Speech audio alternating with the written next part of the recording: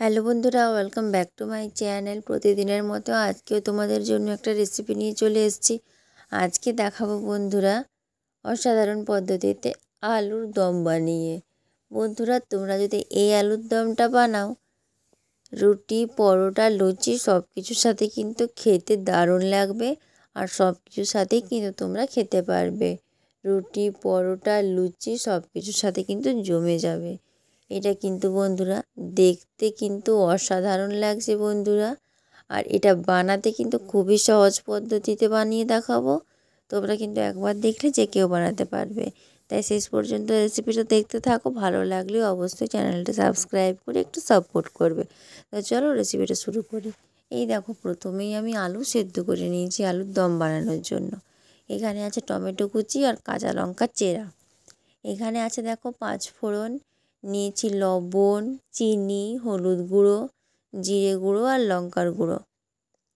এরপর দেখো সেদ্ধ করা আলুর মধ্যে আমি প্রথমেই লবণ দিয়ে দিলাম, দিয়ে দেবো সামান্য একটু লঙ্কার গুঁড়ো আর দিয়ে দেবো সামান্য একটু হলুদের গুঁড়ো।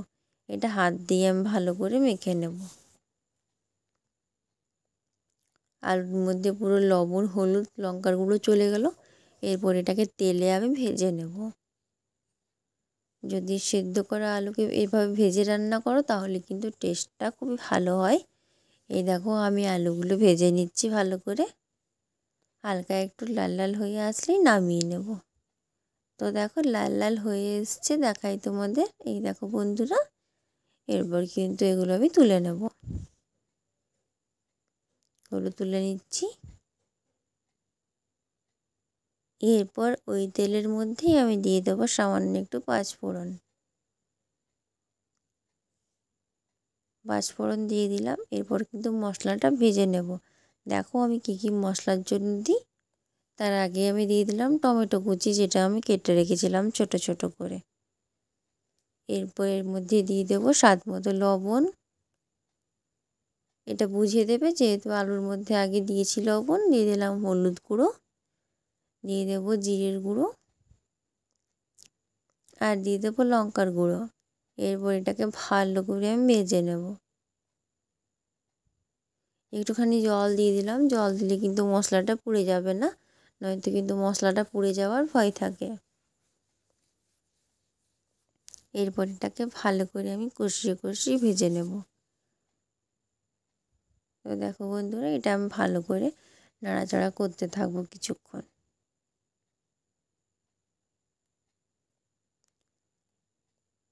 এরপর মশলা থেকে যখন তেল ছেড়ে আসবে তখন কিন্তু আমি রান্নাটা শুরু করব, বাকি রান্না যেটা বাকি আছে।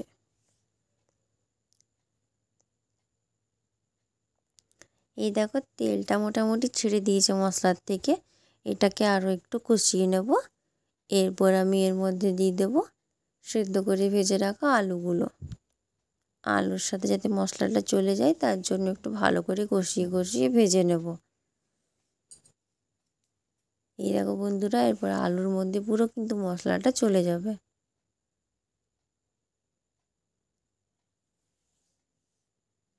এই দেখো পুরো আলুর মধ্যে মশলা চলে গেছে। এরপর এর মধ্যে দিয়ে দেবো জল। যেহেতু এটা সেদ্ধ করাই আছে, খুব বেশি জল কিন্তু আমি দেবো না।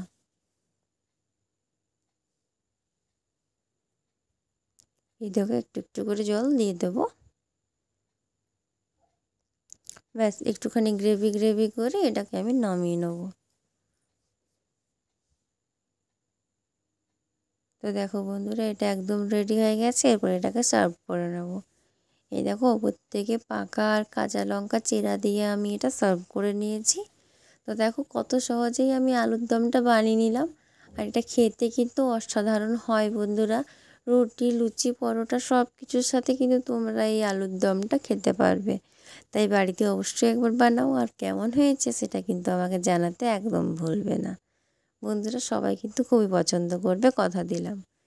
তো বন্ধুরা, ভিডিওটা ভালো লাগলে অবশ্যই একটা লাইক দেবে। আর এরকম আরও নতুন নতুন ভিডিও পাওয়ার জন্য কিন্তু আমার চ্যানেলটা অবশ্যই সাবস্ক্রাইব করে রাখতে হবে। আর পাশে থাকা বেল আইকনটা প্রেস করতে হবে আমার ভিডিও নোটিফিকেশান সব থেকে আগে পাওয়ার জন্য। তো তো সবাই খুব ভালো থেকো, সুস্থ থেকো, সাবধানে থেকো। দেখা হবে আবার নতুন কোনো ভিডিও নিয়ে।